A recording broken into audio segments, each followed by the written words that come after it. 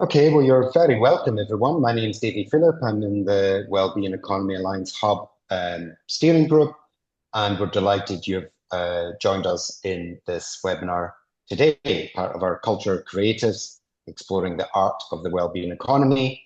I'm just going to be lightly facilitating. You won't hear from me much, but I'd like to invite you to, in the chat, just introduce yourself. We can build a little bit of a community here, and this webinar is not designed really for engagement. It's more showcasing and framing the work of the culture creatives. So it'd be lovely to just hear a few words. Where are you calling from? What are you doing? And as we go through today's webinar, any thoughts or insights would be lovely to share. We are recording today, and we're going to have a couple of artistic inputs. One to get started is Matthew Noon, who has been part of our emerging community of practice and is going to start with a bit of a song. He'll be followed by Caroline Whyte, who will just give some framings and signposts to the wellbeing economy. Peter Doran from Queen's will give a sort of framing of today and introduce our main speaker, PJ Mathews, who will give an invocation, as we call it. And then Kevin Murphy from the Playhouse in Derry will introduce the culture creatives. We have 6 today. We'll go through little 5-minute pieces from each, just getting a sense of their practice, their work, how it relates to what we're doing, and getting a sort of feeling of that. And then we're going to have another artistic input from Mel White, who's a spoken word artist. A final reflection from Tania Banotti from Creative Ireland. And then we'll have some closing remarks to finish at 5 o'clock. That is our session for today. Thanks for joining. Please do introduce yourself, create a bit of a buzz in the chat. And I'm going to introduce Matthew Noon now. Matthew is in University of Limerick, and Matthew is going to play a tune for us to get started. Over to you, Matthew. Thanks so much, Davey.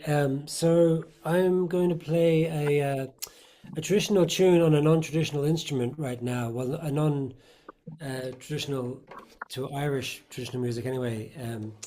The instrument is called the sarod that I'm playing, which is from North India. You can see it has lots of strings and a skin, and it has no frets. And I've been studying Indian classical music for about 20 years or so, but I've also been exploring ways to play traditional music on this instrument. So thanks for the invitation. I would like to start the proceedings with a tune, a lovely jig by Sean Ryan. Well, I don't know if it's composed by Sean Ryan, but it's called Sean Ryan's jig. And then I'll follow up that tune with another great jig by the composer Junior Crean from West Clare. So I hope you like them.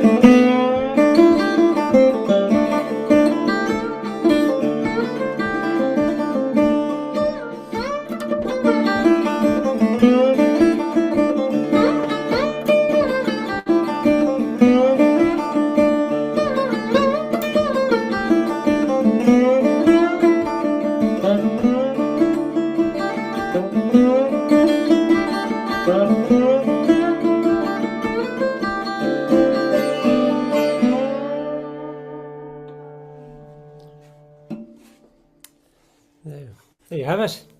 Thank you, Couple of Matthew. jigs. Um, and David, well, I just mentioned the deep dive. Mhm. Um, we have an event planned on the 25th of June. Is that the correct date, Davey? I have that 25th of June. Have I got that right? Yeah. I think so. So, Yeah. A sort of deep dive event here in the Irish World Academy in the University of Limerick, where we're going to be exploring, I imagine, some of the topics you're going to be exploring in this webinar, particularly looking at creative practice, particularly traditional music and song, and possibly dance as well, and how that might speak to some of the issues you're going to explore today. So there'll be more information about that coming up. I'll let Davey share that with you. But thanks very much, everyone, for your ears and your time. Wonderful, Matthew. Over to you, Caroline. yeah, thanks so much, Matthew. That was a fantastic introduction to the webinar. And hi, everyone. Great to see you all. And I'm going to give a really quick, just sort of whirlwind idea of the wellbeing economy for people who might not be familiar with that and the WEAll Ireland Hub. And then I'll pass along to our next person, who's Peter Doran. I'm Caroline Whyte, and I work for FASTA, which is a small ecological economics think tank. We work on basically what we call, lots of people these days are calling the wellbeing economy. And the well-being economy is essentially, it's an economy that is designed, or that would work to support and basically provide for people and the planet. You know, in other words, allow nature to thrive, but also allow people and communities to thrive, as opposed to the way things are right now, where basically we're all supposed to more or less serve the economy, and the economy is kind of there as a thing for us to be dealing with, rather than the other way around. And we're part of a global network which is called the Wellbeing Economy Alliance, which is a network of organizations and individuals all over the world that are working on achieving a well-being economy in loads of different ways. And it's fascinating because if you look at surveys of what people want all around the world, it's pretty clear that the vast majority of people actually really want a well-being economy rather than an economy that's focused on profit or maximizing wealth. So there's really a big consensus about that. And there's a kind of the Wellbeing Economy Alliance has more or less identified 5 things that, again, people all over the world want, which are fairness and participation, feeling like you belong, and that you can contribute as well. Nature, thriving nature and regenerating nature as well. A purpose, having meaning in one's life. Dignity, having what you need, basic services, basic income, everything that, you need to have a basic dignified life. Shelter. And I think I've said all 5. The fairness was the first one. Yeah, fairness as well is very important. So basically, there's all kinds of different ways of working on this and different angles for looking at this. We're also very aligned with the donut economy, which is basically the idea that we need to fit within planetary boundaries, but also make sure that everybody's needs are met in the economy. And so in Ireland, we have this thing called the Wellbeing Economy Hub. And there are actually hubs all over the world now, which is really encouraging. There's a little cluster of them in Europe. There's also some in South America, Africa, North America, Australia, New Zealand. And they're all, lots of different kinds of people, different perspectives, and so on. And within Ireland, we're an all-island hub. So we have members from the north and the south. And I should add, actually, that this project now, today, is being funded by the Shared Island Fund. So it's really very much celebrating diversity, inclusivity, the fact that we have so many values in common, and bringing together different perspectives, but, establishing common values. FASTA, we have our base in the Cloughjordan Eco Village in Tipperary. There's also Queen's University School of Law. We'll have Peter Doran speaking shortly from that. We have the Playhouse Theatre in Derry, which is a really important part of our core membership. There's Cultivate, which Davy is here representing, as community resilience. There's the Irish Donut Economics Network. There's the European Health Futures Forum. So those are our core members in the hub. And we're very, very happy to have the support of President Michael D. Higgins. He's been quite vocal, and he's publicly come out saying he really likes our approach. He specifically really likes our approach working with artists, and we're going to be talking about that shortly. We don't only work with artists because we also have a policy focus as well, and we had a really successful conference last year, which I think some of you, I see some familiar names, which is lovely, people who were at that. And that actually did have quite a bit of artistic input. And then there was also more policy organized work as well asset-oriented work. But we're shortly going to launch a new website, which will have all of this in more detail, and it would be, when we want to welcome people and invite them to engage. We also have a mailing list for our Cultural Creatives Community of Practice. I'm going to put that link in the chat now, and I'll put it again later. So yeah, I'd just like to now, I'm going to pass on to Dr. Peter Doran, who's another of our core members, and he's going to talk more specifically about our cultural creatives work. Thank you. Thank you very much, Caroline. As Caroline said, I'm based at the School of Law at Queen's University. I have a long-standing interest in the well-being economy.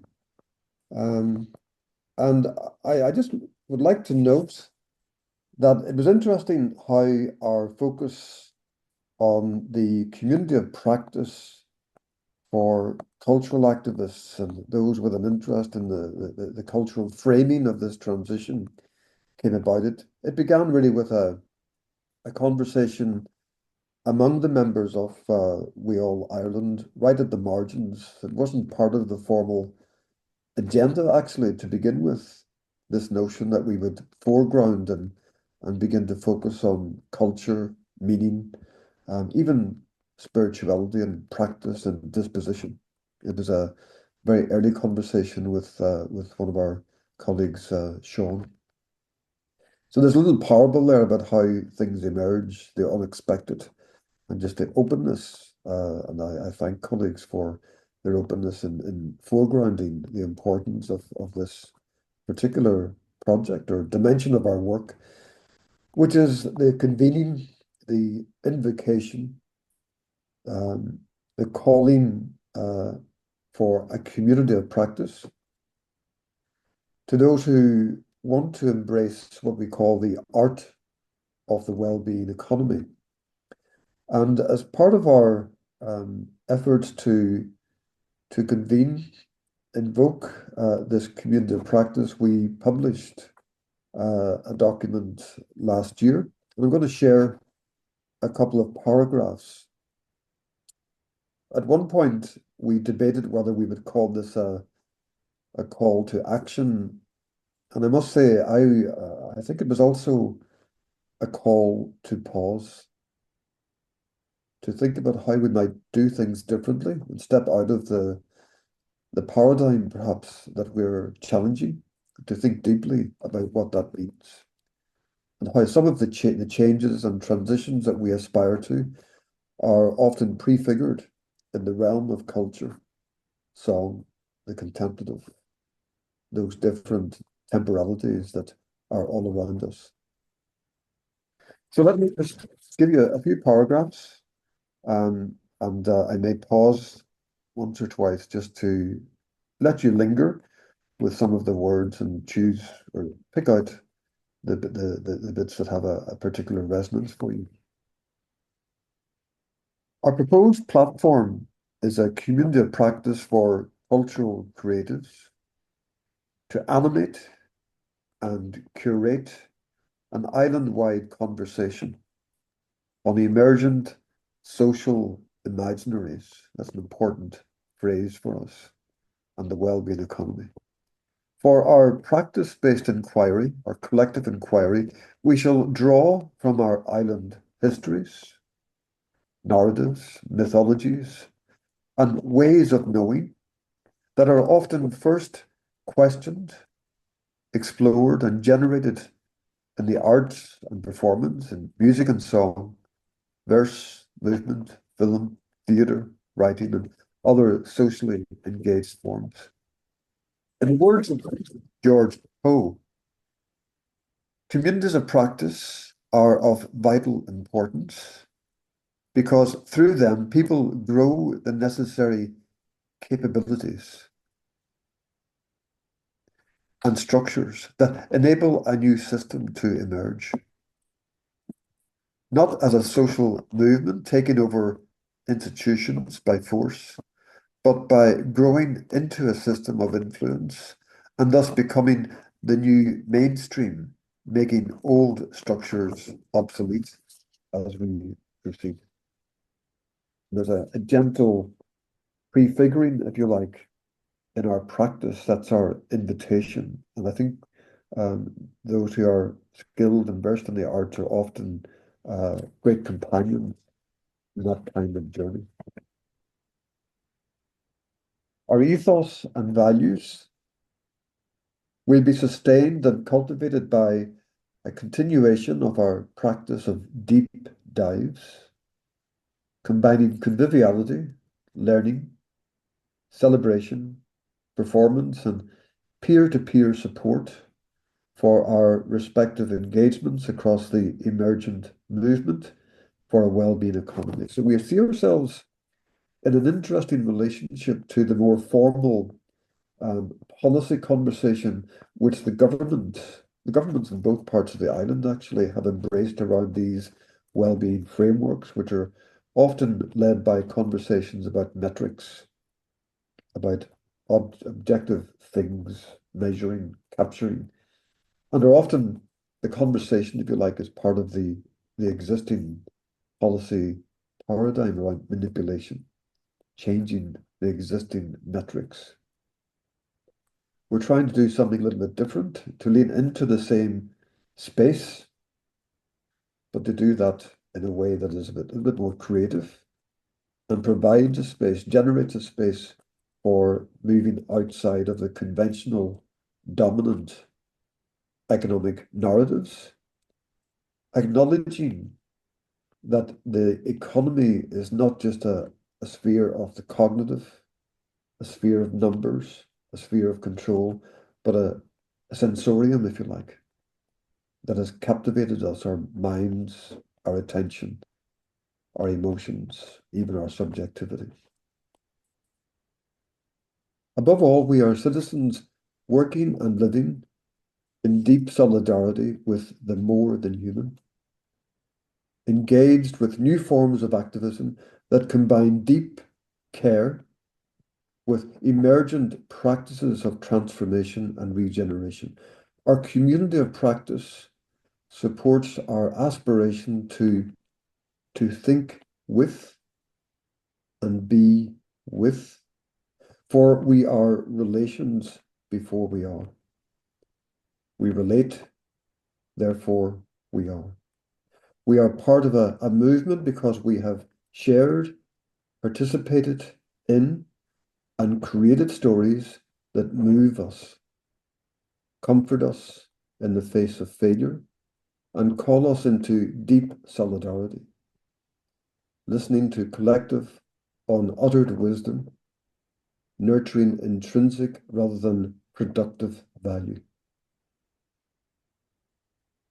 Words and languages that are already deeply subversive of the dominant grammars of our economic system and the systems of production and consumption. One of the ambassadors of the Wellbeing Economy Alliance is a wonderful Nigerian philosopher. He made an input, a wonderful, all too brief input into the conference in Dublin last year. His name was Bayo Ako-Malafi. And one of his inputs into the document, the invitation, if you like, is an invitation to acknowledge, yes, that times are urgent, but let's slow down. Are there different ways to do things? Are there different ways to bring about, prefigure, cultivate, curate, anticipate the transition that we aspire to? He says, in a radical challenge to civic society to rethink our approach to political and societal change, he sees much that is familiar in the busy campaigns and slogans of NGOs. He discerns that the urge of the times is not to create another conventional social movement, not to fix a broken system, but to acknowledge our inherent power to summon other worlds. In a vision that he describes as post-activism, which comes close to our own shared vision for bringing about this space, cultivating the space for a new set of economic narratives.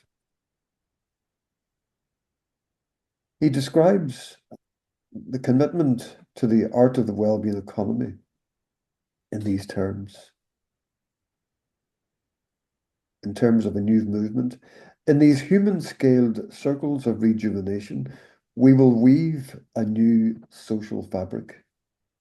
A new world will be tantalizingly present, a dynamic reality, not a distant ideal. And in these places of vulnerability, we will reclaim a terrain that is free from the paralyzing influences of conventional NGO speak and politics.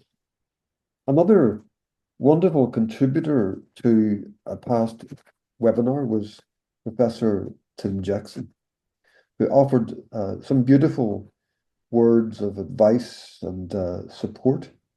He's about to publish another book, by the way, called Care, where he begins to foreground the influences of his interest in Zen practice in his enunciation of a new set of economic norms and practices. To us in our webinar, Tim offered the following words. Art pays homage to the nature of the journey, its sense of struggle, the power and partiality of resolution, not as an instant comfortable future, but as a hard-earned, easily lost, and almost always temporary outcome. Vision, resolution, consolation. These are the tools or grammars from which to build a different future. He cautioned us that our ability to live well, to flourish in less materialistic ways, is in essence an artistic endeavor. Sustainability is the art of living well within the ecological limits of a finite planet. Art is more than an instrument in this project, it is the very nature of the project. And he encouraged us to see our work over the next few years, not as an adjunct to the technical change or economic reform that we so badly need, but as the very heart of the transition to a well-being economy. So with that, I'm delighted to hand over to Professor P.J. Mathews, Professor of Irish Literature, Drama and Culture at UCD. He is the co-editor of a number of very influential, well-known volumes. He has published with Field Day, which is one of the organizations that are beginning to explore their contribution to this space in terms of the relationship between our histories of coloniality and culture and the economy. And he has also worked in film and TV as executive producer of In Time, Donal Lunny, and creator, The Flourishing. So I'm delighted to hand over to PJ, and thank you very much for your attention. Thank you very much, Peter. Just want to make sure that everybody can hear me okay. Yeah. So thank you, Peter, for that nice introduction. Thank you, Davy and Caroline as well for your remarks.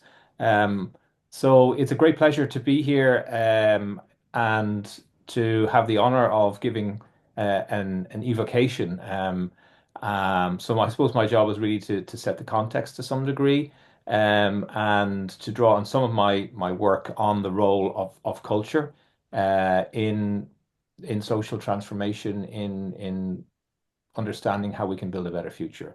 That's something that's been a central part of my work.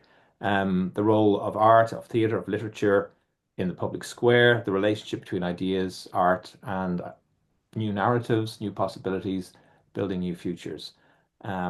And I know we're going through some dark times at the moment, but what I'd like to do for a few minutes is to look back for hope and inspiration for how a previous period in our collective history may inspire us in terms of the vital role that arts and culture might play. So I want to look back to the Irish revival period from 1891 to 1922, broadly speaking, as a really, really interesting period where many of the concepts that Peter so beautifully outlined there were resonant and apparent and so forceful. Ideas of community of practice, of emerging social imaginaries, of alternative ways of knowing. And I love that term of growing into a system of influence. I think this period is really instructive in that regard. But a kind of a health warning at the outset, just to say this is not in any way advocating for a MIGA. I'm not talking about making Ireland great again or returning to past values or, going back to using the past as a way to invocate kind of conservative energies in the present. In fact, the opposite is the case, really. And I think we need to be careful nowadays. The Irish past has been used and evoked in lots of ways which are deeply worrying and certainly need to be questioned. But that's not my agenda here at all. It's about how we can look at how transformation worked in the past to build a better future. So, the Irish revival period, in a sense, begins out of a bleak moment. I suppose, like as I say, our own moment is quite bleak. Ireland was recovering from a devastating famine. It was a time of political paralysis. The Parnell project for Home Rule had failed. Ireland was divided not just across nationalist and unionist lines, but within nationalism between pro-Parnellite and anti-Parnellite lines. We have lots of our writers diagnosing a sense of paralysis within Ireland at this time. And one of the great, I think, achievements of the writers and the artists of this time was to diagnose a particular issue and a particular problem. Um, Much of it linked to the fact that Irish culture was rapidly Anglicizing under British colonial influence. And Douglas Hyde, you'll see the slide there, I think is a really interesting figure here. He, as you know, was one of the leading members behind the Irish language revival. And his essay, The Necessity for De-Anglicizing Ireland, was very much a manifesto around all of that. But for me, one of the interesting ideas is contained in that quotation there, where he says, "We must create a strong feeling against West Britanism. We shall find ourselves toiling painfully behind the English at each step, following the same fashions, only 6 months behind the English ones. We will become a nation of imitators, lost to the power of native initiative." Essentially, what he's saying there is that the Irish have lost the power to be innovative in and of themselves, that they're constantly looking elsewhere as a source of value across the Irish Sea to see where the solution for their problems will be. So it's a kind of an early articulation of that kind of self-help idea. Now let's bring an artist into the conversation. So many of you will be familiar with W.B. Yeats's poem, "The Lake Isle of Innisfree." I will arise and go now and go to Innisfree, in a small cabin built there of clay and wattles made. 9 bean rows will I have there, and a hive for the honey bee, and live alone in the bee loud glade. And I shall have some peace there, for peace comes dropping slow, dropping from the vales of the morning to where the cricket sings. There midnight's all a glimmer, and noon a purple glow, and evening full of the linnet's wings. I will arise and go now, for always night and day I hear lake water lapping with low sounds by the shore. While I stand on the roadway or on the pavements grey, I hear it in the deep heart's core. Now, very quickly, what we can begin to see now is an artist who is taking up some of those ideas that Douglas Hyde is talking about in his in that last quotation. So Yeats is writing from London at this time, and at a time when people are leaving Ireland in their thousands, in their tens of thousands. What he's suggesting is that he wants to go back to Ireland. So he sees in Ireland a potential, a possibility, a new way of doing things that is very much expressed in that poem, which we often read today as a kind of a metaphor or a parable for sustainability and sustainable living. He wants to live sustainably and tend, build his own house and cultivate his own crops. But I think it's much more than that. It's also reversing or reinventing the narrative of Ireland as a place of possibility. at a time when a few short decades previously, Ireland was seen as a place of disaster and famine and a failure and so forth. He's actually saying, so it's that very act of imagination that changes the narrative, that makes new possibilities happen. And to some degree, as Peter so eloquently put it, enables a set of actions or collective thinking that can, in fact, change and bring about a new future possibility. So without that prior articulation in the cultural realm, it's very difficult to make it happen in the material realm. So I think that this is a very good example from the Irish context of how that actually works. It was a very interesting period. There was huge amount of cultural energy. We see the foundation of really important cultural initiatives like the Abbey Theatre. And if you pass on the next slide, we know that people like Lady Gregory were really important in setting up, bringing people together. Very much in the spirit, I think, of this collective, bringing people together to share ideas, to find alternatives, to find solace in each other's company and inspiration in each company as well is really, really important. Next slide. And one of the most important plays of that period, of course, is Kathleen Houlihan, co-authored by Yeats and Lady Gregory, a nationalist allegory about the woman who's lost her four beautiful green fields, the four provinces of Ireland, and so forth. And of course, Yeats claimed in one of his later poems, "Did that play of mine send out certain men the English shot?" So he, worried that, well, I think in some ways he was trying to claim the power of his play in producing the 1916 Rising. But of course, it's not that simple. People don't get revolutionary ideas just because they go to a theater. I mean, it's because the act of cultural creation is in some way connected to deeper energies and deeper moods and feelings. And again, that goes down to the power of culture. What I also find really interesting, and this I think I wanted to say something about the cooperative movement as well, because I think it speaks to this group, this really, really interesting gathering and great work that's been done to date. Founded by Horace Plunkett, the cooperative movement was also happening at the same time. So people in Ireland are gathering and organizing themselves in parish halls across the country, ostensibly for agricultural cooperation. But what's really interesting about it is that there's a deep cultural agenda attached to it. So yes, it's about better farming, but there were three elements in the cooperative movement: better farming, better business, better living. And it's the better living piece which is really, really important and really central. And that gets down to the whole well-being. So the whole notion of well-being was really, really central. I'm glad to see George Russell there as well, who was a huge advocate of cooperation. He was a poet, proud Lurgan man, a painter, but he cycled around Ireland getting farmers to cooperate. And the way he did it, and the way the cooperative, and one of the reasons why it was so successful was because they built upon prior ideas of mehel, the idea that sort of Irish tradition of sharing the workload and communicating, cooperate. So new ideas can be built on older cultural models and older cultural energies in a very interesting kind of a way. And I think that's really important. So we might pass on to the next slide here. 2 minutes. Okay, so the Irish Homestead is really, really important publication here, which brings together all of the domains, be it social interaction, social organization and culture in extraordinary ways. And passing on to the next slide.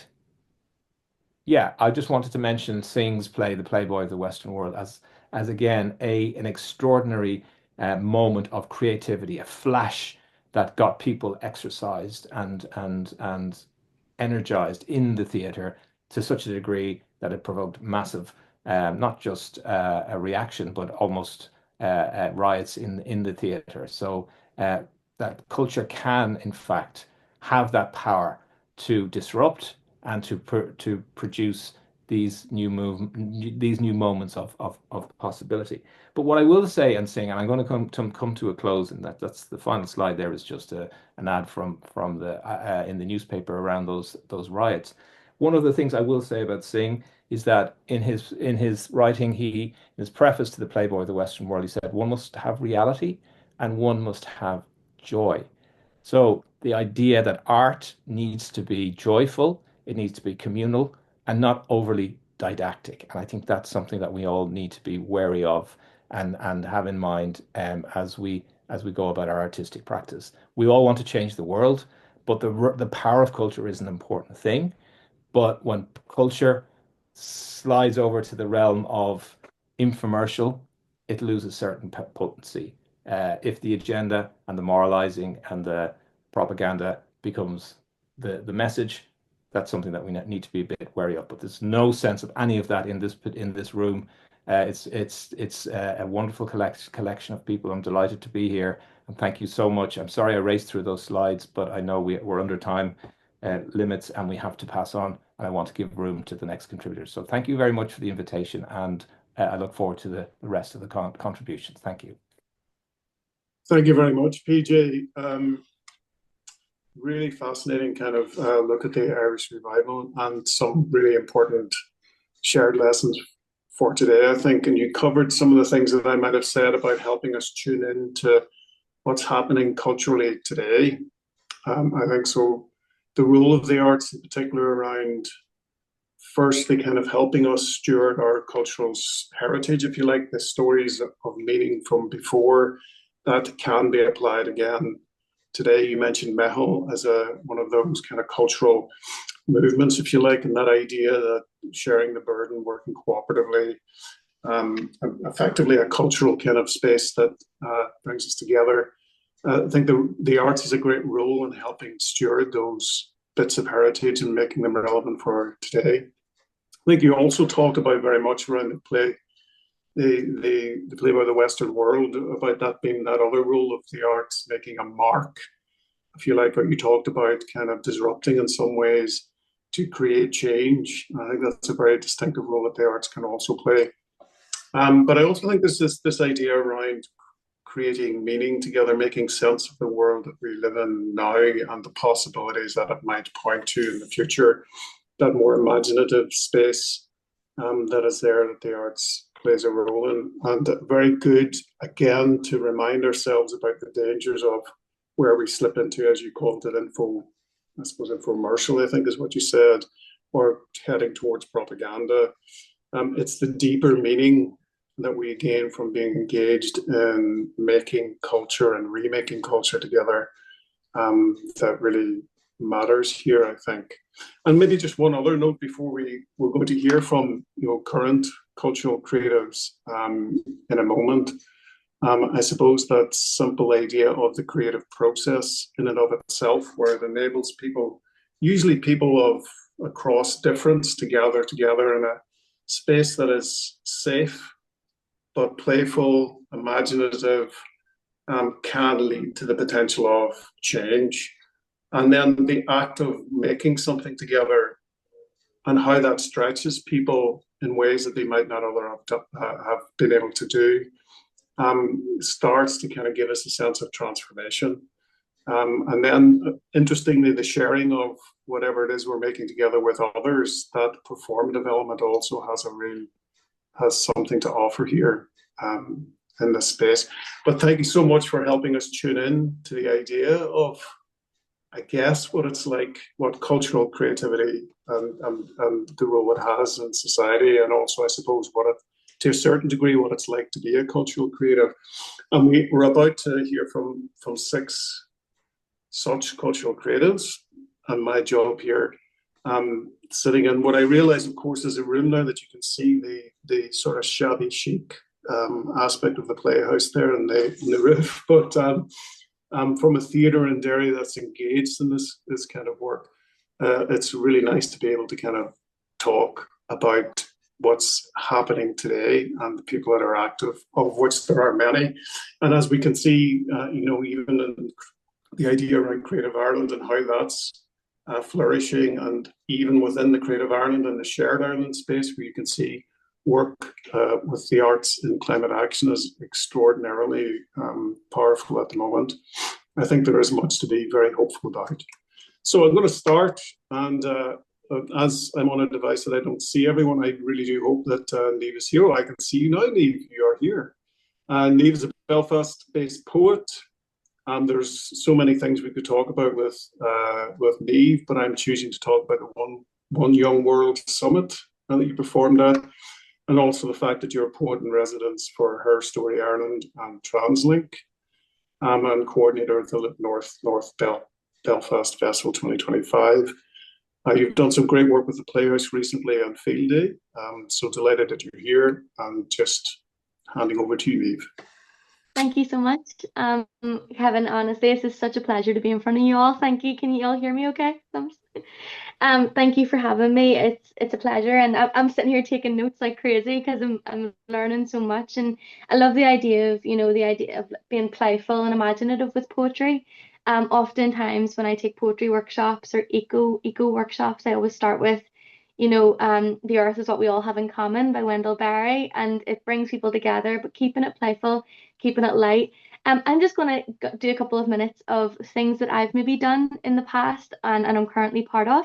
And then I'm going to read a bit of poetry, if that's okay with everybody. So if you bear with me a couple of seconds, I don't have a slideshow, but I can even just list a few wee things. So a couple of years ago, I was asked by the Human Rights Commission Northern Ireland to be part of a film on the climate crisis.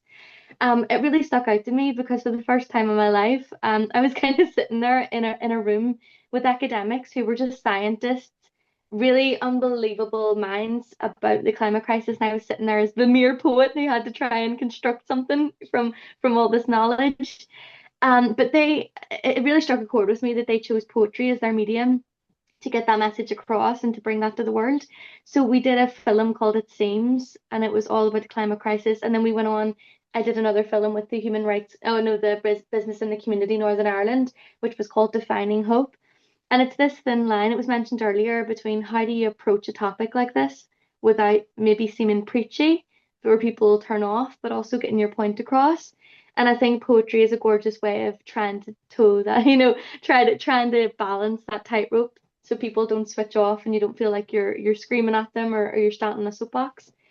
So I did those. I was really lucky last year to be part of the Fighting Words NI team, where I led eco camps, which was it was 2 different weeks throughout summer. So the children were with me from Monday to Friday in Fighting Words NI, and it was called Starling Revival. It was absolutely beautiful. So we took a walk over to Groundwork NI, went to the Polytunnel, got inspired, and it was all to do with the Starling Murmuration revival that happened over the Albert Bridge in Belfast. So this was an eco camp, but it was also a focus just on the love of nature. We went out a couple of walks. The children were inspired to just write about what they saw, what they experienced. And it was beautiful. And we got a publication which is out in the world. It's in Fighting Words and it's around the place if you want to look at it. The young people wrote lovely activist poems, nature-inspired poems. You'd think W.B. Yeats wrote a couple of them. He was mentioned earlier. It was gorgeous. So that's publications and getting things like that into the world are what I want to do and how I want to spread the kind of joy of nature instead of the constant eco anxiety that a lot of young people face, and I know that I faced in my life, which can be very, very stressful. But finally, I'm going to talk about it was like One World Summit and stuff, but the reason I got asked to be on here today is because of Playhouse, so thank you for that. I was very, very lucky to be part of a trio that performed in the Guildhall for the Field Day lecture. And I'm just going to read out a couple of things and what we did. So the Playhouse commissioned us to write a poem, and it was based on Amitav Ghosh's book, The Nutmeg's Curse, which is the parables of a planet in crisis. I sat with a writer from Derry called Alex Cregan, and we wrote from Monday to Thursday based on each chapter of the book, our interpretation of the book, and it was also written to the backdrop of music that was produced for this performance as well. Then we got a singer called Connie. She's from Donegal, and she sang on the night as well. And we wondered how to approach a book like this. For example, this book is about the nutmeg's curse, so the spice race, how a lot of the ecological crisis at the minute can be traced back to the Bandit Islands, and the genocide that happened there, and that, you know, our lives are so fast paced and we're trying to get away from that, and it's still continuing every single day. But also, how do we relate it to here, and how do we make this a poem that's going to connect with people, to make people, you know, kind of tune in. And one of the things was the idea of goddesses from here and our connection to the land and our ancient heritage. So we had three of us on stage: the trio, the Trinity, the deity, the Triskel, all those. And when I was the past, the three voices, the past, present, and future. The past looking kind of hopeful about Banba, Uru, all those goddesses. We had the present, which is almost a war cry, a cry of, what are we doing here? We know we're in trouble. What are we going to do about it? And the future of anguish and regret. So that's where this poem came from, and I'm really, really lucky to be part of that. So I'm going to read a piece of it now, and it is the opening of the poem, and I called it Cursed, a Parable. So I hope you enjoy, and I just want to say thank you for having me. It's a pleasure to be sitting among you all, and yeah, tell all the truth, but tell it slant, as Emily Dickinson says. That's where hopefully the poets hopefully are better than the politicians in some ways. So thank you so much for having me. This is Cursed. Now powdered, I was ground, pounded into a mortar lunar crater hollowed in dust. Once revered, my third eye closes in shame of their holiness. Now a great oak, he was allowed to roll around on fortified bog where the river should be. The druid, the king of trees, the entrenched roots lodged deep in ancestry. I was forced to anoint high priests and royalty. You, molten goddess, monstrous Gaia, cursed me. Fiery geospirit matching my hemispheres, holds power as blood red as Macha's hair. You reached out your hand, strong with bent fingers, eyes poised and piercing, focusing through incantations like starling murmurations on your tongue. I, Prospero, a Caliban. There's a rumbling, it is there beneath and around all things. Snow suppresses the fort at Navan as Cuchulainn watches in fear from nearby forestry, breaking that Ulster curse and awaiting his father after Lunasa with his fiery spear. Revenge grows as I scar for who is to blame. Banba, the unploughed one, holds her crown down fiercely until it cuts into her cranium skin. The great Bandit Islands rumble in memory of the savagery thrust onto them. I fall from a hand when my family hear foreigners. Tears are carried along swift breezes above bloody Dutch gold, and now they want the cloves too. Earth has lost its meaning. Thank you.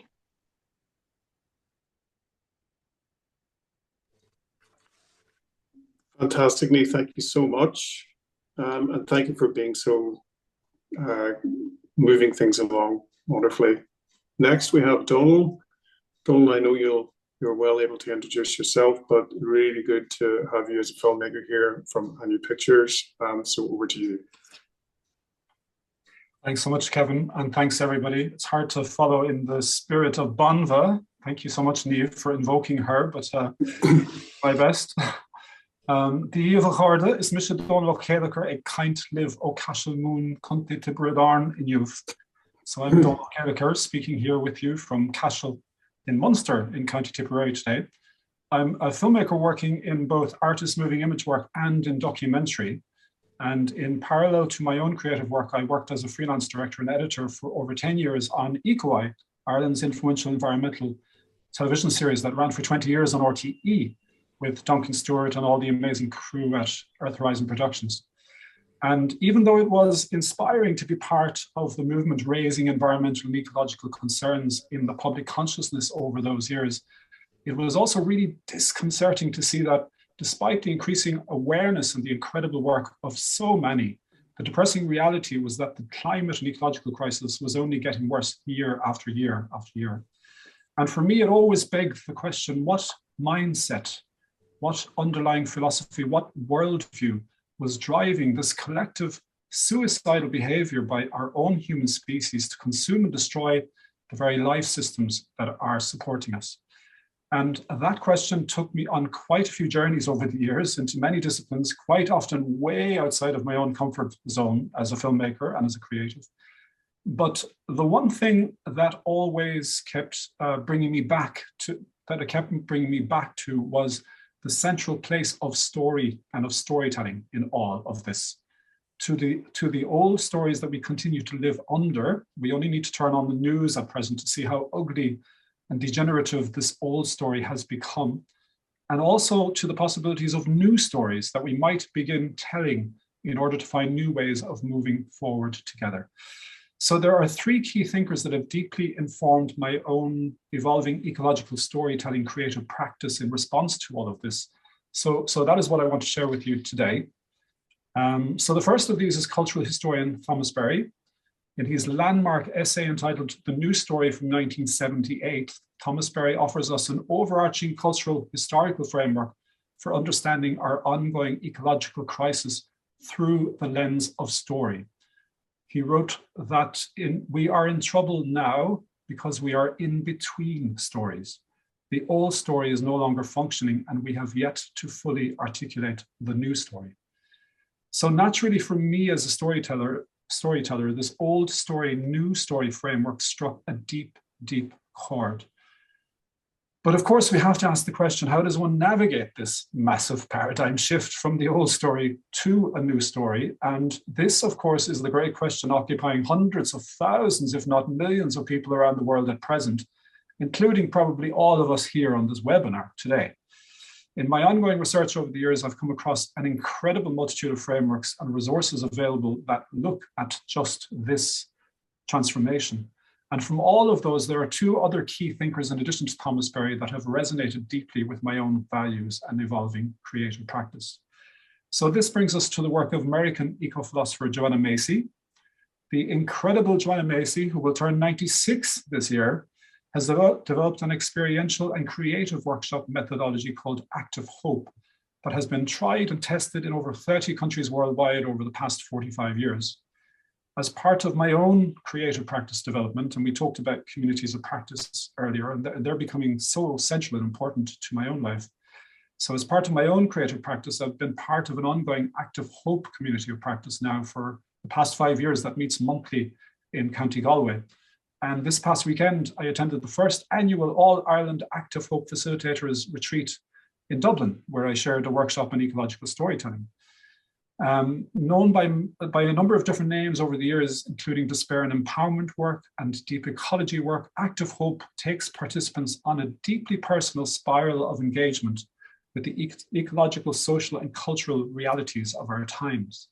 Active Hope offers experiential tools for engaging with and processing the grief and trauma embedded in the old story, and key creative and imaginative tools for beginning to tell a new and very ancient story that might just carry us forward.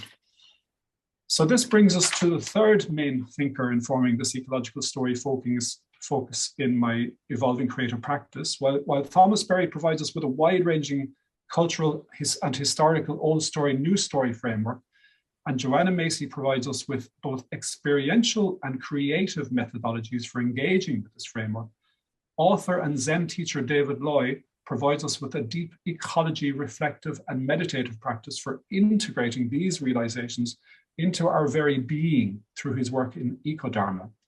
Now, this is another community of practice that I've been deeply immersed in over the past 10 years. It allows me to hold and process and to integrate on a deep psychological level the oftentimes overwhelming realities that challenge us in the times we live in. And of course, Bearing Witness, the Bearing Witness title itself of this webinar resonates deeply with the core practice of Zen peacemakers in bearing witness as the essential first step in a threefold path of engagement. And in collaboration with many others, including Josephine Lynch of the Mindfulness and Compassion Centre, who's on here with us today, I've been co-organising Ireland's first ever Eco-Dharma retreat, which will take place with David Loy in Cloughjordan Ecovillage this coming July.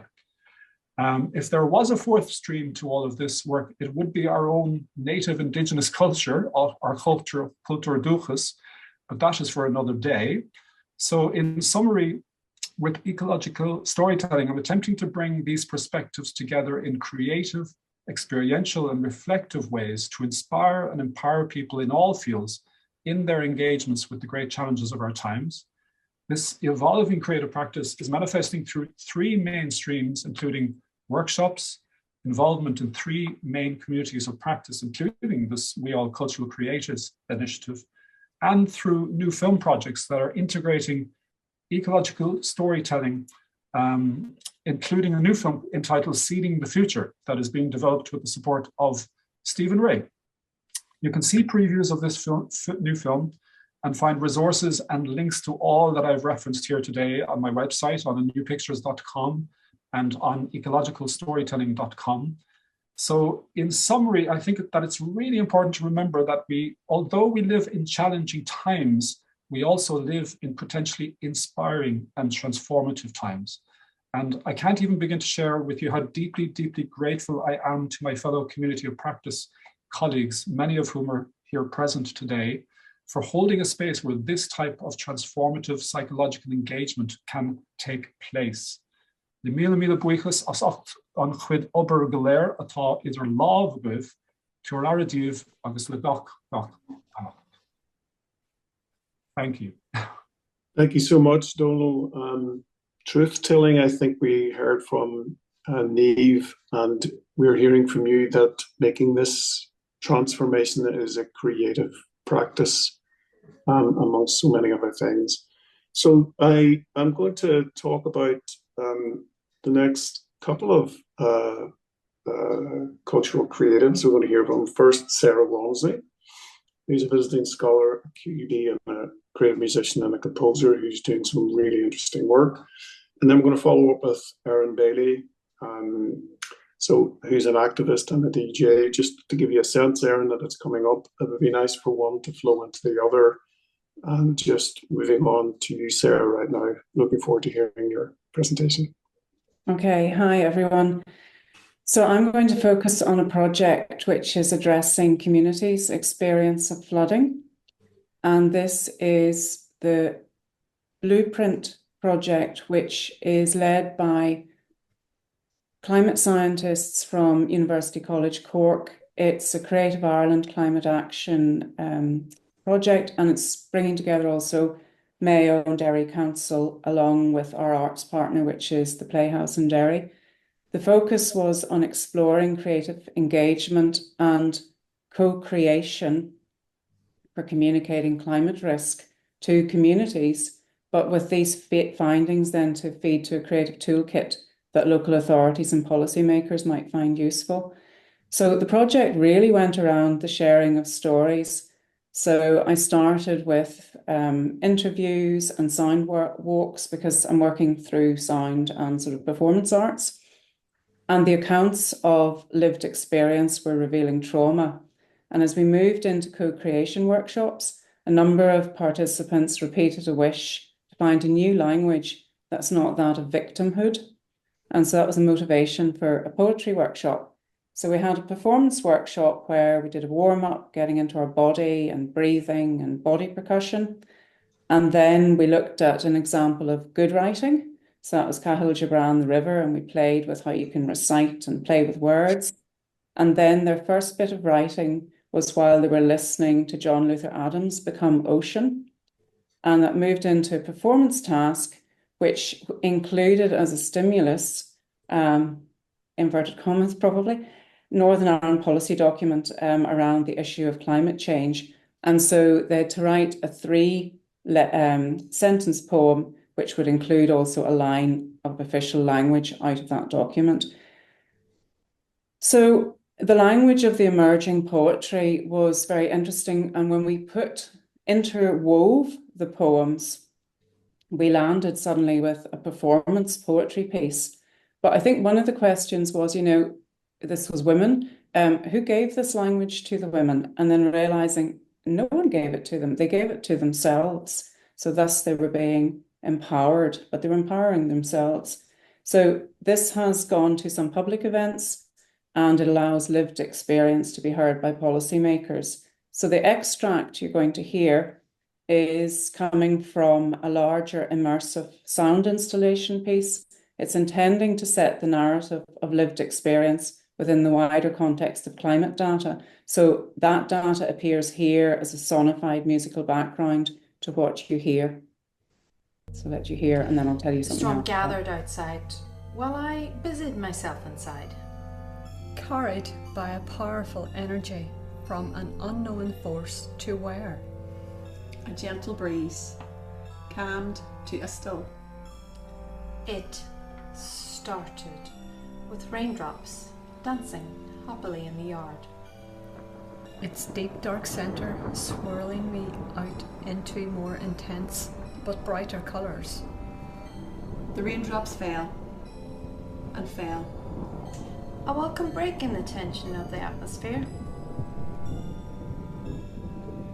Gaining momentum, speeding up intensely. Then, when would they stop?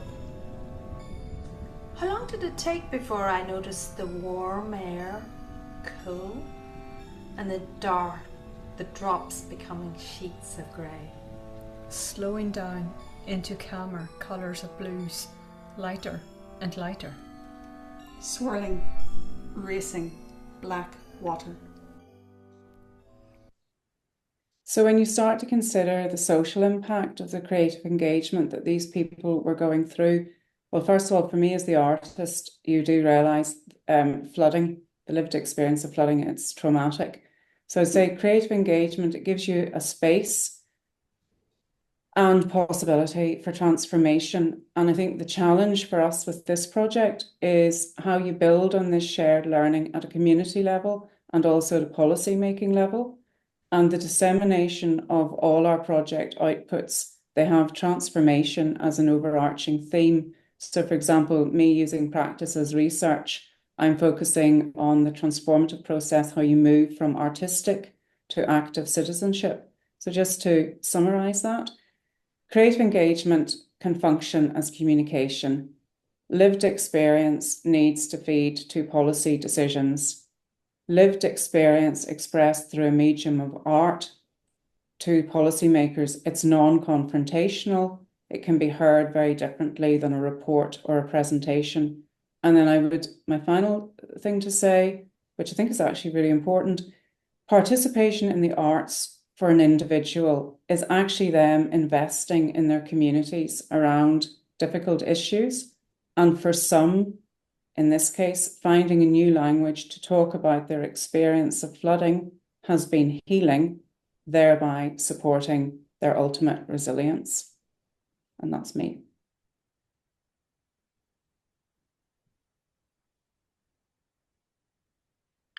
Thank you very much. Yeah, it's been lovely to just listen to the previous artists and have a sense of how this network is coming together, and the arts really fueling this, the desire to change and the ability to engage in change making. So I suppose my own story in this is I live in Cloughjordan Eco Village, and I've been engaged as a community member in many ways through activism over the years, but also facilitating and working with groups. And yeah, DJing now as well, as we come together, and we often come together in celebration with our farm food and bringing hot topics to really just explore change making together. So I suppose my work has been very community based, and I've also been trying to transition away from being very based in the office and facilitating in events, and to move more into the artistic sphere as well, where these overlap. So if you go back to the previous slide there, Davey, thanks. So I was very involved in Extinction Rebellion and other forms of environmental activism over the last 5-10 years. And I was really struck by these two quotes, which have kept coming up in my life. I'm no longer accepting the things I cannot change. I am changing the things I cannot accept, which is from Angela Davis, the civil rights activist.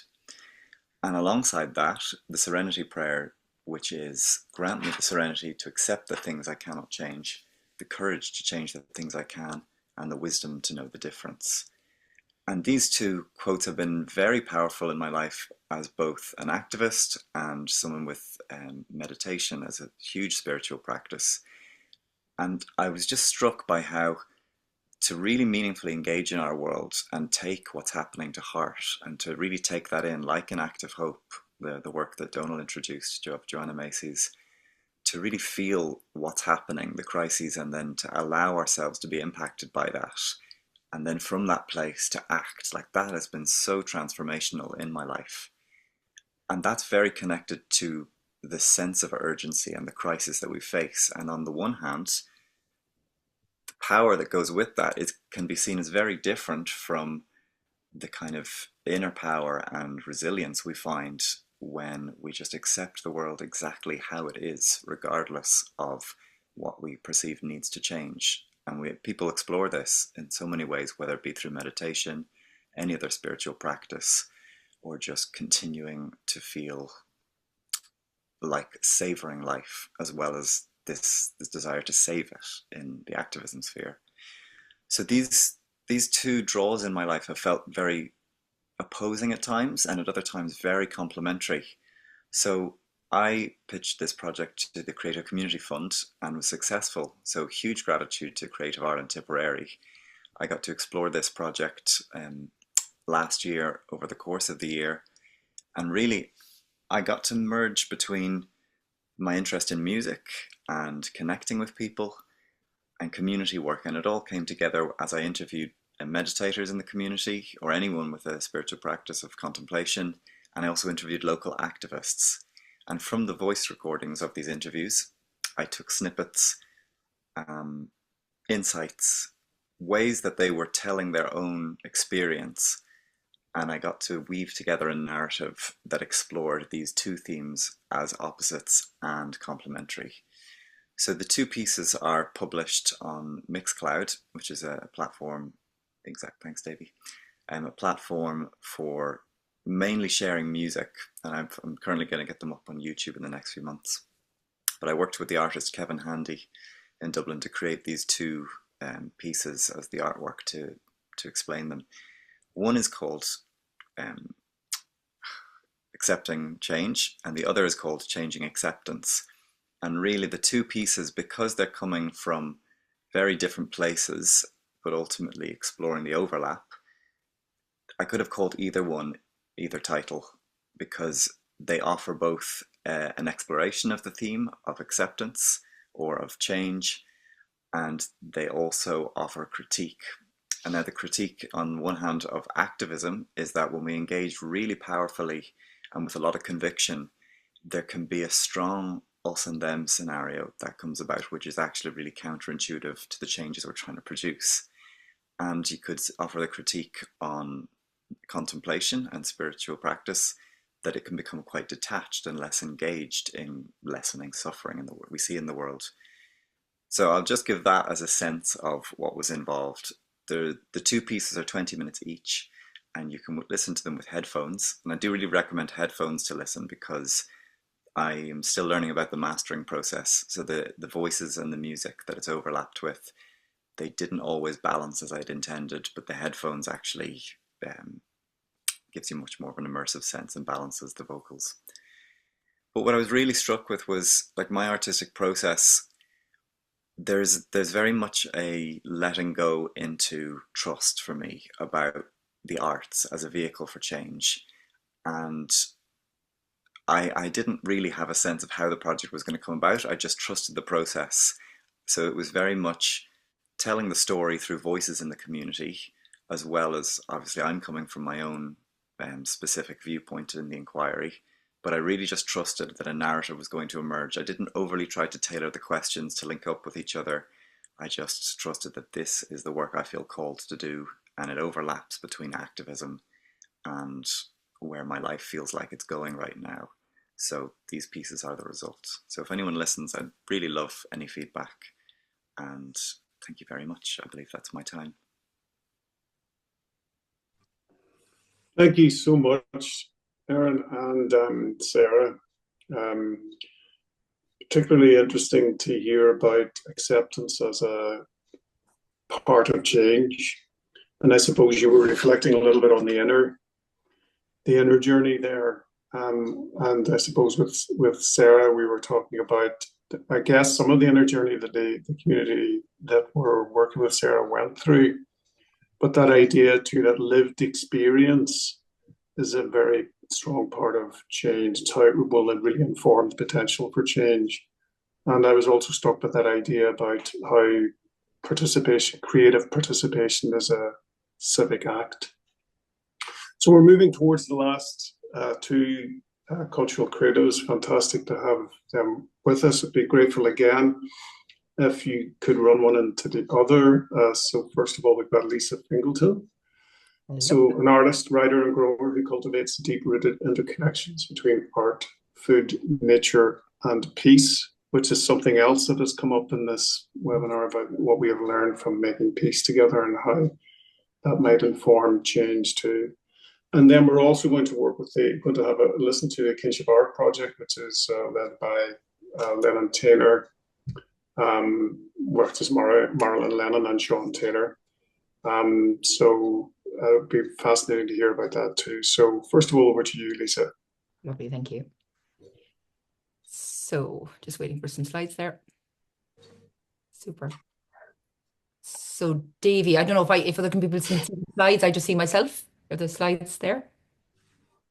They are. Okay, wow, I don't see them. Okay, so look, my name is Lisa Fingleton and I'm here on our farm in Ballybunion today. And yeah, delighted to be here. So yes, I just wanted to talk, I'm struggling because I don't know what the image is, but so basically, I just want to talk to you about a few different projects. So, and I suppose learning in the last month specifically, actually, just to bring something very contemporary and relevant. So we are, as I said, here in Ballybunion, near the sea, on land where we have planted 10,000 native trees, a project called the Barn Away. We're also working with a project called Brilliant Ballybunion, which is a creative climate action project. And previously to this, I worked with a creative climate action project in Dingle with farmers. So I suppose it's looking to see how can, in terms of this project in Ballybunion, it's looking to see how can we grow food, be creative, and protect nature all at the same time. So the image that you have on the screen there is which one, Davey? It's weird that I can't see it. So yeah. So it's the drawing, Lisa. It's the drawing. Yeah, I'm not sure if there's no way I can see it. It's just a bit. It's a bit weird. So the drawing. So you have the drawing on the screen now. So the drawing is the drawing that you're looking at on the screen is called "What if the Humpback Came to Talk?" So I suppose what has been really interesting for us is that this is a climate project and looking at climate change in Ballybunion. But the way we're trying to grow it, as I said, is accessing that through people growing food and maybe being connected with the weather and being outside to grow food. But also what's been really interesting is how nature has kind of taken over the project. So of all things to turn up on the Shannon, we have a humpback. I mean, you'd never think that was going to happen when we planned this project with Creative Ireland. But literally a humpback has turned up a couple of miles here from the house. And it's been really amazing, I suppose, that process of creativity. Like you never know. A lot of the speakers before me have mentioned that already. Like you never know where creativity is going to take you. So the drawing is kind of trying to bring together all of the issues that we've been talking about in Ballybunion over the last couple of years in terms of the pollution in the river and the idea that this humpback has turned up to a special area of conservation and all of the implications of that. So this drawing, Davey, you might put the next drawing. I've got your next slide up is a picture of a diver you're looking up in the gallery. Perfect. So so the next picture that you're looking at is in the Square Tomato exhibition in Tralee at the moment. So we have put together an exhibition called the Square Tomato, trying to again bring together all of our learnings over the last couple of years. But it's been really interesting actually because I'm also the Kerry visual artist in residence with the Arts Council and Kerry County Council. And because of that then I'm able to do a lot of work with young people and with schools. So yesterday we had 43 young people in the exhibition. And I said to them, just walk around and tell me what you see and what you understand. And they totally got it. You know, a lot of people were talking about eco-anxiety yesterday or earlier on, but the children could come in and see that Monto man. So this big spraying figure that's spraying chemicals all over, and they just had it. They knew exactly what that meant, and they were able to draw in response to that. So that exhibition runs until the 22nd of March. If anyone is in Tralee, please go ahead and have a look at that. But it does talk about our food systems and the issues with food, and also shows work that we made in relation to our trip to Vandana Shiva in India recently, and her work around the radical art of living and how do we live better in the world in connection with nature. So just the next slide there, David, tell me what it is. It's you on this. It's on the stage with the drawing behind you. Yes. Some children. So again, I just wanted to really bring it current. Like people said to us in the beginning, oh, Ballybunion, and what's Ballybunion going to do? But we called it Brilliant Ballybunion deliberately because we wanted to send a light out, and we wanted to set a high bar for ourselves in terms of how are we going to transition to the future. So on Sunday, this is the reason I'm choking here and I can't talk. We had somewhere between 200 and 300 people. We lost track, turned up in Ballybunion from the community to a conference on a Sunday about climate change and biodiversity. Now, if anyone had said to us a year ago that would be possible, you know, it just wouldn't. But we had the emergency services, we had all the sea rescue, the fire brigade, the guards, everybody there talking about the reality of climate change and how we can move forward together. Through all of that day was art. The stage was absolutely beautiful in a 500-seater theatre. The lights were beautiful. We had drawings all the way through, and we had film all the way through. So it was kind of, art was just part of everything. And yet we had all the practical emergency services. I'll go to the next image because we're nearly out of time. Still the theatre with a humpback whale in the picture in the theatre. Yeah, so I suppose it's just how ideas, a humpback turns up, a humpback turns into the drawing, a humpback turns up in a gallery. The children yesterday, it was the humpback that caught their imagination, and that's what they drew themselves and they brought home. So I suppose the things I'd say is the importance of community, not underestimating community. I wouldn't underestimate how much people care. I would never underestimate the power of art and creativity and the power of drawing, and let AI try and replace us, because there's nothing like the hand drawn and the magic of people drawing together. So if anybody's interested, it's Fingleton, Fingleton, and just look me up and I'd be very happy to chat to people again. I just want to stop now to let the next speaker on. Thank you. Thank you. Thanks, Lisa. Oh, thanks a million, Lisa. It's really nice to hear about your project. Sean and myself are going to quickly introduce the Kinship Project in Cork City. So this is a long-term public art project. It is based in Tramore Valley Park. That was the old city dump. It had 30 million tons of waste under the hill that you can see behind that shelter there, the Eco Lab. And in 2019, Cork City Council opened it as a public park.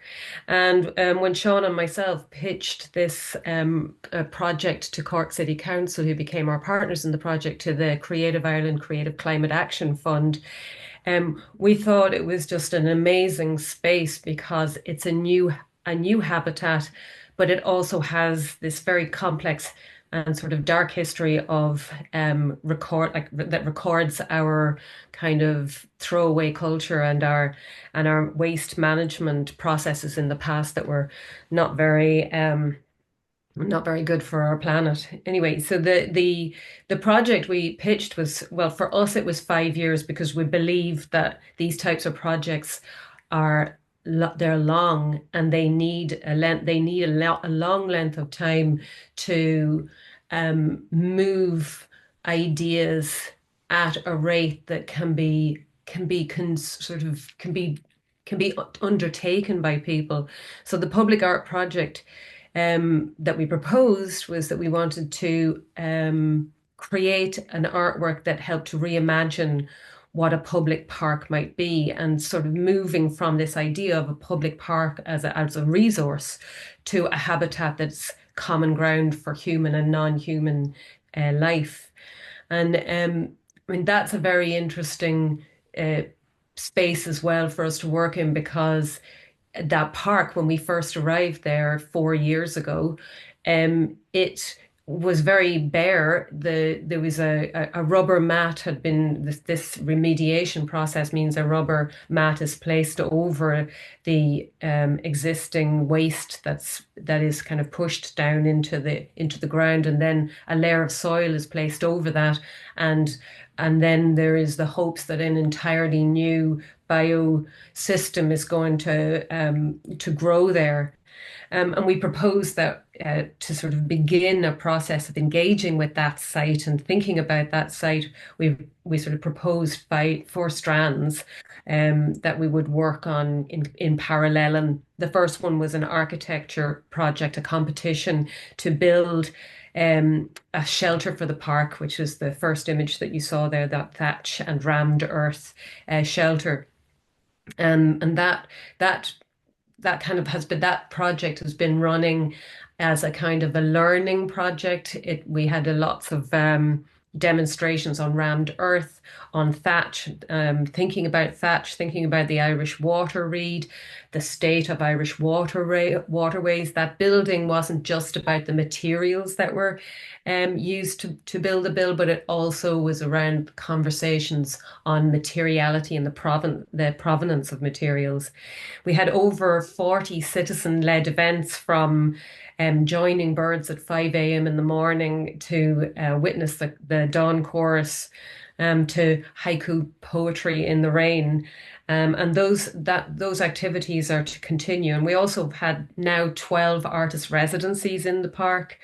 And also Sean and myself are on the ongoing basis creating a map of the activities, every single activity that happens in the park. And actually, I'm just going to share the website there, because it's such a huge catalogue of activity. It has grown tentacles and is growing out through the city, from institutes to civil society groups are becoming involved. We find people asking us around how to become participants. And Sean and myself are also working very hard to move from kind of an artist-led project where we're using collaborative methodologies, artistic methodologies, to a citizen-led project. And in doing that, we've also run community governance workshops, and we're about to pilot this year. Sean and myself really stepping back and supporting. For this year, Cork Nature Network will take over the project, and they will run the residencies, they will run the citizen-led events, and we'll be there to support them until we leave next year. And hopefully the project will continue without us. But I'm going to hand over to Sean, because we just wanted to really briefly talk about what frames the work that we're doing and how we think about that. Thanks. And if you can be brief, Sean. Very brief. I'll just a few sentences, really. As artists, we know that there is no single answer to the question of what art should do under the looming shadow of the current climate crisis. What is clear is that the old stories of modernity that sustain us in the world are becoming obsolete, which others have touched on as well. For Tramore Valley Park, we need new stories beyond the human-centric. We need multi-species stories that will assist us in truly knowing and being in the world. Vanessa Machado de Oliveira, in her book Hospicing Modernity, makes a distinction between problems on the one hand, which are things that can actually or potentially be fixed, and on the other hand, predicaments, which she says are things that must constantly be dealt with on an ongoing basis, but they won't be solved and they won't go away. Artistic inquiry, therefore, isn't about finding easy explanations or solutions. It's about an ongoing endeavour to work with, to stay with the trouble of climate change. Making Kinship understands that we are in a space of predicaments that need to be confronted, not problem solved. De Oliveira wraps this approach in a beautiful metaphor. She tells a story in a flood situation. When the water is up to our ankles or knees, it is still possible to walk or wade. However, when the water reaches our hips, then it becomes possible for us to swim. In other words, we may only learn to swim or act differently once we have no choice. This points to an experiential knowledge that artists can employ. There is a big difference between knowledge of climate change and knowing about climate change. Knowledge can often be what we hold out there at arm's length. Knowing climate change is what happens when that distance between knowledge and encounter collapses, when we are faced with it through lived experience. Therefore, we must call on all disciplines, form of knowledge and bearers of knowledge to work together. How do we stay with the trouble when staying with the trouble requires making odd kin? That is, we require each other to engage in unexpected collaborations and combinations in hot compost piles. We become with each other or not at all, as Donna Haraway would put it. Thank you very much. Thank you so much, Sean and Marilyn. What a fascinating project. So amazing to be thinking about artists supporting citizens to take the lead. I think that's really amazing. And Lisa, again, what's happening at Ballygonian, really tremendous. So clearly we're running a little bit over, so I'm hoping people will enable us and be a little patient. It would be lovely to hear from Mel, who's one of the core members of the WEAll movement, and also then final reflections from Tania Banotti. I know we'll run maybe a little, we're looking more like 5:10, so I hope that's okay for everyone. But over to you, Mel, and then to Tania.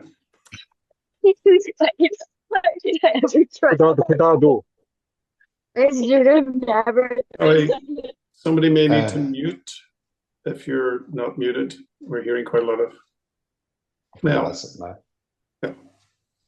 We're ready to go? Okay. So yeah, hi, I'm Mel. I won't say anything other than just to share a poem, I think, as we're running so tight on time. So I'll just launch straight in with a poem there for you. So, well, I suppose I'll say something. A lot of you may have heard this before if you've been involved in any of the WEAll Wellbeing Economy work. We learnt division with oranges and pie slices. 12 segments, 6 friends, divide the pieces to make it fair. Division meant sharing. Then we learned if we only had 3 friends, we'd get a larger slice of the pie. Somehow, we learned it was justified when some took a second or third slice. The last portion had to be divided into 12 more, and still, some children got none at all. We were divided into teams for sport. We learned to compete. Gold star for achievement, black mark for bad behaviour. Then we learned about remainders. 15 children into 2 teams equals 7 aside. Remainder 1.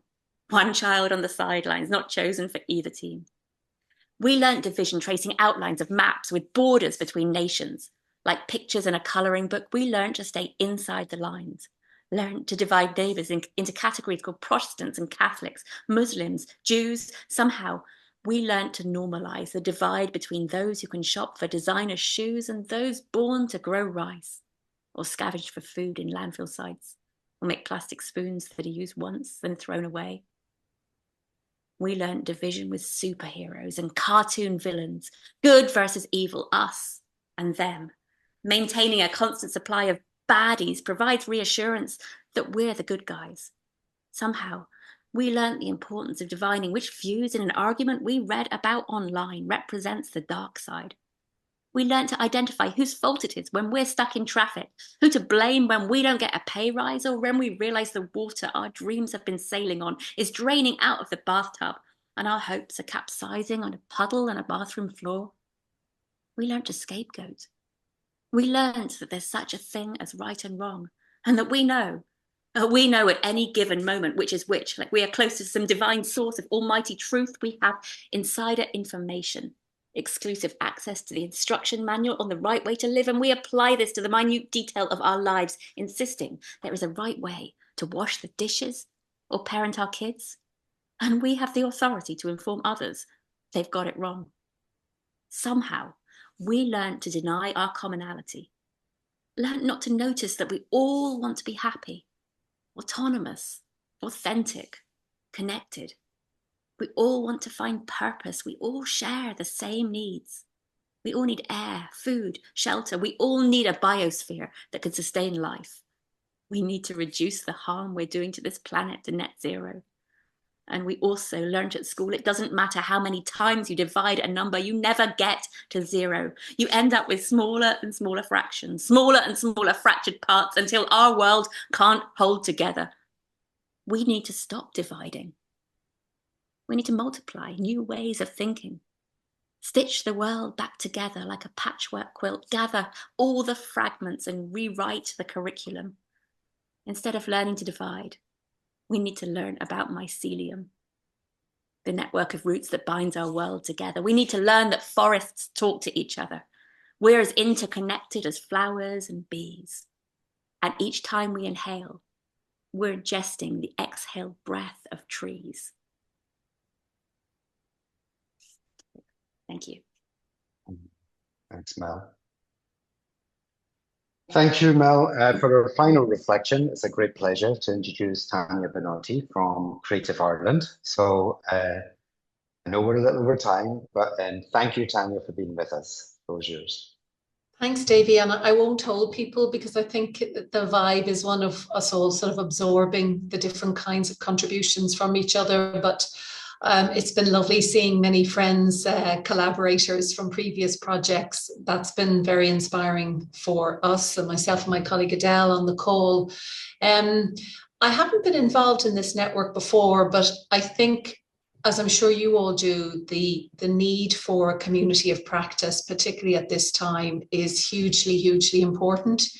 We are hearing, as I'm sure you are, just the sheer pressures and how frazzled everybody is about what's going on, and particularly what seems to be a stepping back at an Irish and international level from that sort of urgency around climate action.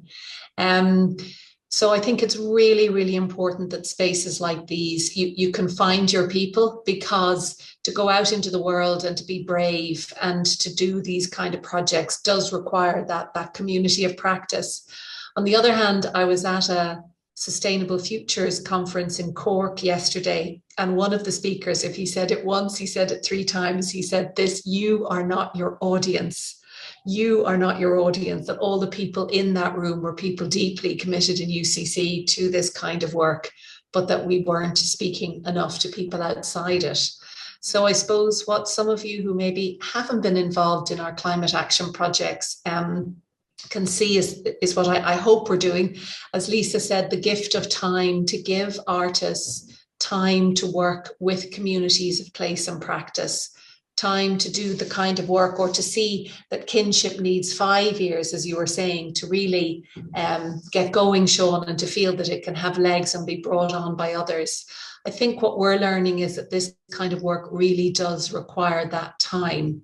And that's something that the public system isn't great at, is giving people that time, that we're all on these rabbit wheels of annual funding. And I think that for the kind of work around system change, around culture change, around really deep embedded community climate action, for example, we're going to need more time. The other disconnect is that I sit on this call, and yet there's a whole other network, which is the National Wellbeing Framework. So Creative Ireland was conceived as a well-being programme. I think one of the earliest documents talked about the well-being of the people of Ireland is our greatest asset. And on the one hand, that's a really wonderful and progressive thing for an Irish government to say, that everything that Creative Ireland does and that we support at local level is around creative practice for individuals and communities to increase their well-being through creative activities. But on the other hand, the system doesn't seem to value it. So I suppose while we can continue in this forum, there is the whole other forum, which is the Department of the Taoiseach's National Wellbeing Framework.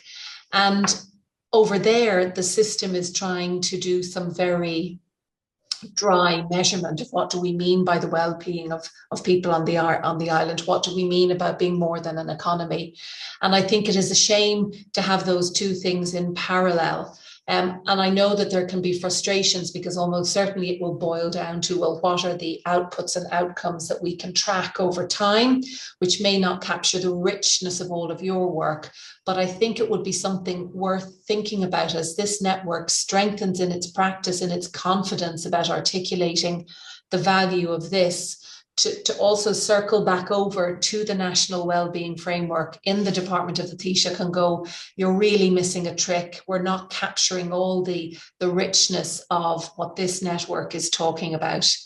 So certainly from our point of view in Creative Ireland, we are sort of thinking and reflecting on not only our creative climate action, but your speaker from Clough-Jordan, this idea of how do we empower to the lowest possible level at creative communities funding and support to do whatever creative practices local communities wish to do?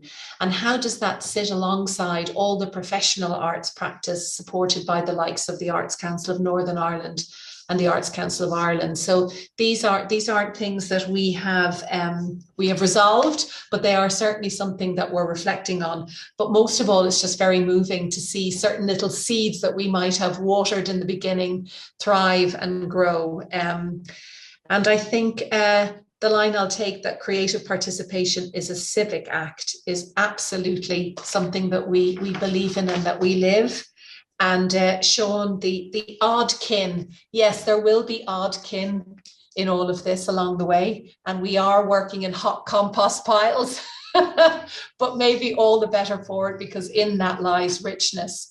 So what I'm going to take away from today is this idea of trying to make sure that, I'm sure all of you, there are people who we should be bringing to this conversation, people who definitely have depths and years of experience at the coalface in different ways, who perhaps are not yet part of this network and who I think could really add to it.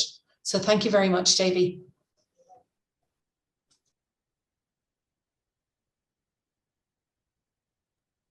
Thank you, Tania.